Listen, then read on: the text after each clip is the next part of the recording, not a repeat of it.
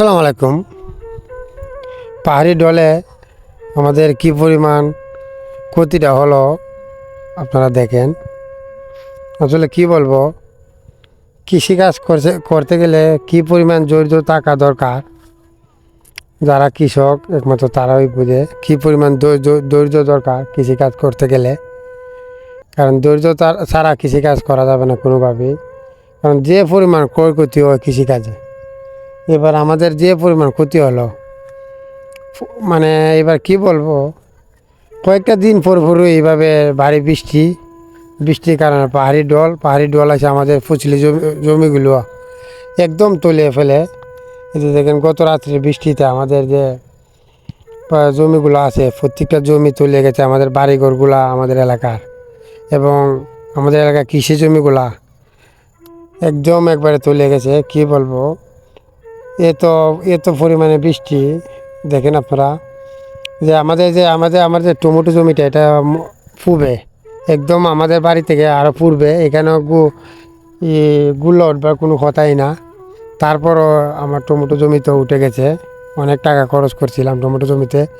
এবং যে আমাদের সিমের জমিটা যে দেখতে পাচ্ছেন, এটা একদম এই যে জমিটা এখন 6বার না 7বার উঠছে গুলা, যতবারই উঠছে কিছু কম আছিল, কিন্তু এখন একদম বেশি একবারে দেখতে পাচ্ছেন। কারণ সকালবেলা আমি যখন দেখছিলাম একবার সময় যাওয়া সম্ভব ছিল না, একদম একবারে ঘুরে রমানে ছিল।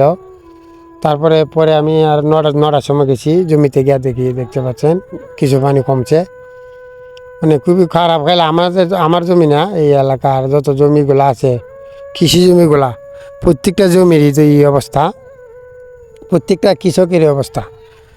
এবারে আমাদের এখানে একটা ব্রিজের কারণে এই ব্রিজটা বিশুরে যে এই ব্রিজটা নতুন করে করতেছে। এই ব্রিজটা করার কারণে আরও এই যে একটা চুঙ্গা, এটাতে পানি বাইতো না ঠিক মতে, আরও ক্ষতিটা বেশি হয়। আসলে যাই হোক, কিছু করার নাই, আল্লাহ পাক যেটা করে ভালোর জন্য করে। আমাদের তো শুধু কৃষি জমি গেছে, কুমিল্লা ফেনীতে যে অবস্থা, ফেনী যে বাড়িঘর মানুষের তুলে গেছে, জায়গা সম্পদ নিয়ে নিছে নদীতে, এই অবস্থা মানুষের। যাই হোক, আলহামদুলিল্লাহ, আমরা শুধু খালি কৃষি গেছে, জমি তো যায় না, পরবর্তীতে হবে। সবাই দোয়া করবেন, সবাই যারা বন্যায় প্রভাবিত মানুষ আছে তাদের জন্য দোয়া করবেন সবাই। এই বলে আজকে ভিডিওটা এখানে শেষ করলাম। আসসালামু আলাইকুম ওয়া রাহমাতুল্লাহি ওয়া বারাকাতুহু।